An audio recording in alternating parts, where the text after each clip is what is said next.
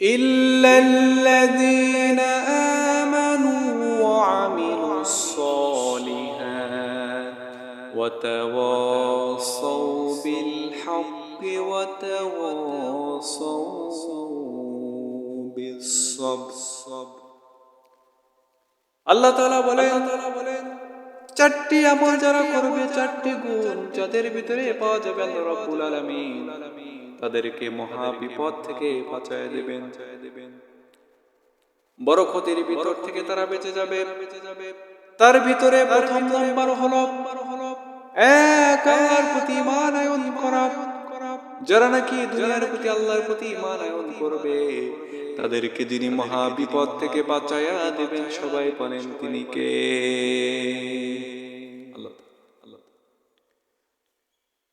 আল্লাহ তাআলা বলেন, বান্দারে পূর্বে এবং পশ্চিমে যেখানে তুমি তোমার মুখকে ফিরিয়ে নাও না কেন, প্রকৃত কল্যাণ তুমি পাবা না। প্রকৃত কল্যাণ হলো আমি আল্লাহ রাব্বুল আলামিনের প্রতি ঈমান আনয়ন করা।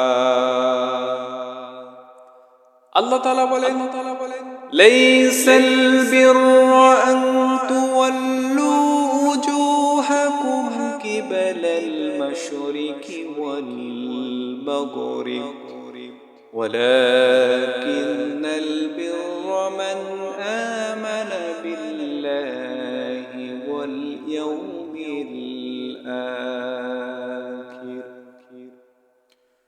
পূর্বে এবং পশ্চিমে যেখানে তুমি তোমার মুখকে ফিরিয়ে নাও না কেন, প্রকৃত কল্যাণ তুমি খুঁজে পাবা না। প্রকৃত কল্যাণ হলো এক আল্লাহর প্রতি ঈমান আনয়ন করা, আখিরাতের প্রতি ঈমান আনয়ন করা। যারা আল্লাহর প্রতি ঈমান আনয়ন করে তাদেরকে তিনি ক্ষতি থেকে বাঁচায় দেবেন, সবাই বলেন তিনি কে? এই ঈমান যারা অন্তরে ধারণ করবে, অন্তরে যারা ঈমানকে লালন করবে, আল্লাহ রাব্বুল আলামিন তাদের সম্পর্কে স্পষ্ট করে জানিয়ে দিয়েছেন, ওয়ালাউ আন্না আহলাল কুরা আমানু ওয়াত্তাকাউ লাফাতাহনা আলাইহিম বারাকাতিম মিনাস সামাই ওয়াল আরদ। জনপদের লোকেরা যদি, এলাকার লোকেরা যদি ঈমান আনয়ন করত আর আমি আল্লাহ তাআলাকে ভয় করা নীতি অবলম্বন করত, তাহলে আমি আল্লাহ রাব্বুল আলামিন আমার বান্দা বান্দির জন্য আসমান এবং জমিনের সকল রহমতের দরজা উন্মুক্ত করে দিতাম। আজকে আমাদের সমাজের ভেতরে, আমাদের এলাকার ভেতরে ঈমানদার লোক পাওয়া যায়, মুখে বলেছে লা ইলাহা ইল্লাল্লাহ, এরকম লোকের কোনো অভাব নাই, কিন্তু প্রকৃত মুসলমান, প্রকৃত ঈমানদার পাওয়া যায় না।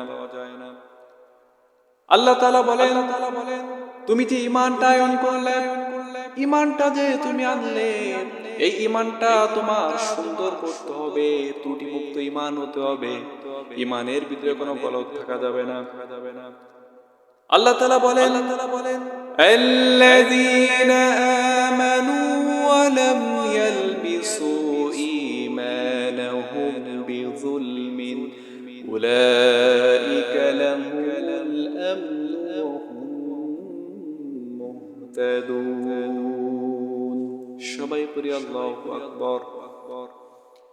আল্লাহ তাআলা বলেন, যারা ঈমান আনয়ন করলো এবং ঈমানের সাথে জুলুমকে মিশ্রিত করলো না, শিরকে মিশ্রিত করলো না, ঈমানের সাথে নিষিদ্ধ হারাম জিনিসকে মিশ্রণ করলো না, ওই সমস্ত ঈমানদারদের জীবন যিনি নিরাপত্তা দান করবেন, সবাই বলেন তিনি কে? আল্লাহ তাআলা। ওই সমস্ত ঈমানদারদের জীবনকে নিরাপদ জীবন দান করবেন।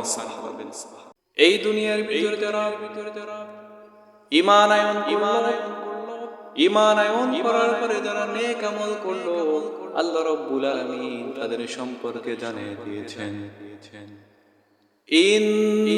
ইন্নাল্লাযীনা আমানু ওয়া আমিলুস সালিহাতি কানাত লাহুম জান্নাতুল জান্নাতুল ফিরদাউসি নুজুলা খালিদিনা ফিহা লা ইয়াবগুনা আনহা হিওয়ালা।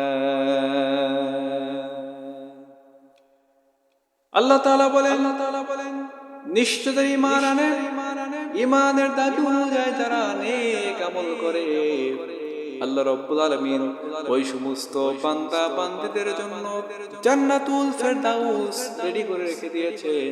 মৃত্যুবরণ করার সাথে সাথে তিনি বান্দা বান্দীদেরকে জান্নাতের ভিতরে পৌঁছায় দেবেন। সবাই বলেন তিনি কে? আল্লাহ তাআলা।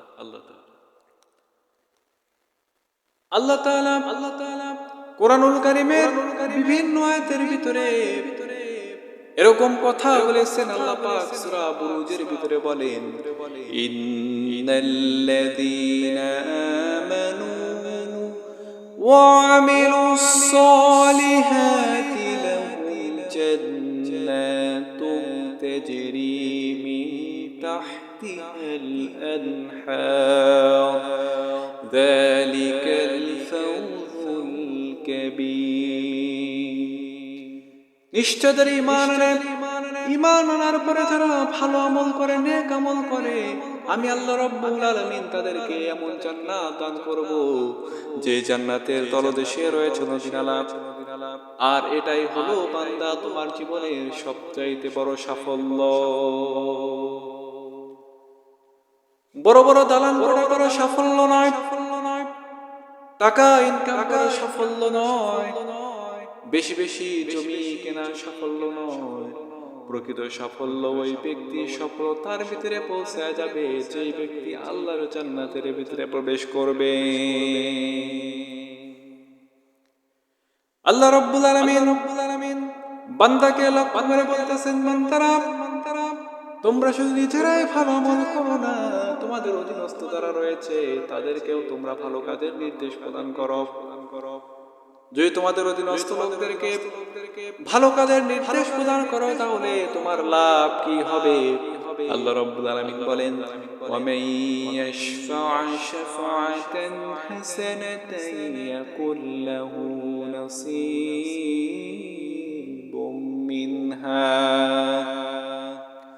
ومن يشفع شفاعة سيئة يكن له كفل منها। সবাই পড়ি আল্লাহু আকবার। আল্লাহ রাব্বুল আলামিন বলেন যে ব্যক্তি কোনো মানবীদেরকে ভালো কাজের দিকে আহ্বান করবে, ভালো কাজের দিকে মানবীদেরকে ডাকবে, ভালো কাজের জন্য সাফায়াত করবে, ভালো কাজের পরামর্শ প্রদান করবে, ভালো কাজ করার জন্য সাহায্য সহযোগিতা করবে, ওই ব্যক্তির আমলনামায় অনুরূপ ভালো কাজের আমল করার সব আল্লাহ পাক দিয়া দেবে। অনুরূপ ভাবে যে ব্যক্তি দুনিয়ার ভিতরে কাউকে খারাপ কাজ করতে সাহায্য প্রদান করবে, খারাপ কাজে সহযোগিতা করবে, যে ব্যক্তি সহযোগিতা করলো ওই ব্যক্তির আমলনামায় খারাপ কাজটি করার গুনাহ আমলনামায় আল্লাহ রাব্বুল আলামিন দিয়ে দেবেন। সবাই পড়ি নাউজুবিল্লাহ। এক আনসারী সাহাবী হযরত আবু দারদা রাদিয়াল্লাহু তাআলা তিনি কোরআনের একটা আয়াত শুনতে পেলেন, মান যাল্লাযী ইউকরিদুল্লাহ করদান হাসানা। এই আয়াত যখন তিনি শুনতে পেলেন, শোনার সঙ্গে সঙ্গে তিনি আল্লাহ নবী মুহাম্মদ রাসূলুল্লাহ সাল্লাল্লাহু আলাইহি ওয়াসাল্লামের নিকট চলে গেলেন। নবীদের কাছে যাওয়ার পরে বললেন, ইয়া রাসূলুল্লাহ, ইয়া হাবিবাল্লাহ, কোরআনের এই আয়াত নাযিল হয়েছে। নবীজি বললেন, ও আবু দারদা, তুমি ঠিকই শুনেছো, আল্লাহ রাব্বুল আলামিন কোরআনের এই আয়াতটা নাযিল করে দিয়েছেন। হযরত আবু দারদা রাদিয়াল্লাহু তাআলা বলেন, ইয়া রাসূলুল্লাহ, আপনি যেহেতু স্বীকৃতি দিয়া দিলেন, নবীজি আপনি যেহেতু স্বীকৃতি দিয়া দিলেন, আল্লাহ রাব্বুল আলামিন এই আয়াত নাযিল করেছেন। ইয়া রাসূলুল্লাহ, ইয়া হাবিবাল্লাহ, আমার সবচাইতে দামি খেজুরের বাগান আমি আল্লাহর রাস্তায় দান করে দিলাম। আল্লাহ তাআলা বলেন, আল্লাহ তাআলা তোমাদের ভিতরে কে আছে যে আমি আল্লাহ রাব্বুল আলামিনকে কর্জ হাসানা দান করবে, কর্জ দেবে, আমি আল্লাহ তাআলাকে সম্পদ ধার দেবে, আর তার বিনিময়ে আমি আল্লাহ রাব্বুল আলামিন বান্দাকে নিয়ামতপূর্ণ জান্নাত দিয়ে দেব। ইয়া রাসূলুল্লাহ, ইয়া হাবিবাল্লাহ, আমি আমার এই খেজুরের বাগান আমার কাছে বড়ই পছন্দনীয়। এই বাগানটা আমি আল্লাহর রাস্তায় দান করে দিলাম, আল্লাহকে কর্জা হাসানা দান করলাম। এই কথা বলে তিনি বাগানের ভিতরে চলে গেলেন। বাগানের ভিতরে চলে যাওয়ার পরে তার স্ত্রী তার সন্তান সন্ততিদেরকে বললেন, ও আমার স্ত্রী সন্তান সন্ততিরা, তোমরা আর এই খেজুর বাগানের কোনো খেজুর ছিঁড়বে না, এই খেজুর বাগানের কোন খেজুর খাবে না। এই খেজুর বাগান আজকে থেকে আমাদের নয়। এই খেজুর বাগান আমি আল্লাহ তাআলার জন্য আল্লাহ তাআলার কাছে প্রার্থনা দিয়েছি, বিনিময়ে যিনি আমাকে মাফ করে জান্নাত দিয়ে দেবেন, সবাই বলেন তিনি কে? ইন্নাল্লাযীনা আমানু ওয়া আমিলুস সালিহাতি কানাত লাহুম জান্নাতুল ফিরদাউসি নুজুলা ইল্লাল্লাযীনা আমানু ওয়া আমিলুস সালিহাতি ওয়া তাওয়াসাউ বিল হাক্কি ওয়া তাওয়াসাউ বিস সবর। এক নম্বর মুক্তি পাওয়ার রাস্তা হলো ঈমান আনয়ন করা, দুই নম্বরে নেক আমল করা, তিন নম্বরে হকের উপর প্রতিষ্ঠিত থাকা। এই দুনিয়ার ভিতরে হকের উপরে যারা প্রতিষ্ঠিত থাকতে গিয়েছিল তাদের অবস্থা বড় ভয়াবহ হয়েছিল। হকের উপর প্রতিষ্ঠার নির্দেশ প্রদান করেছেন কে? সত্যের উপরে প্রতিষ্ঠিত থাকতে হবে। যে ব্যক্তি সত্যকে তার জীবনে আঁকড়ে ধরবে, আল্লাহ রাব্বুল আলামিন ওই ব্যক্তির জীবনকে সুন্দর করে দিবেন, ওই ব্যক্তির জীবনকে আল্লাহ রাব্বুল আলামিন পরিপূর্ণ করে দিবেন। আল্লাহ তাআলা বান্দাকে বললেন, বান্দাকে জানিয়ে দিয়েছেন, ওয়ালা নাবলুওয়ান্নাকুম বিশাইইন মিনাল খাউফি ওয়াল জু'i ونقص من الأموال والأنفس والثمرات وبشر الصابرين। আমার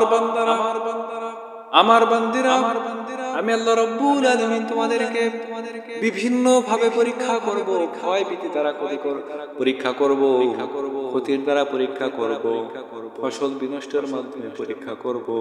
বান্দা, এই সমস্ত পরীক্ষা যখন তোমাদের উপরে চলে আসবে, বান্দা তুমি ধৈর্য ধারণ করবে। যিনি তোমাদেরকে মাফ করে জান্নাতে পৌঁছে দেবেন, সবাই বলেন তিনি কে?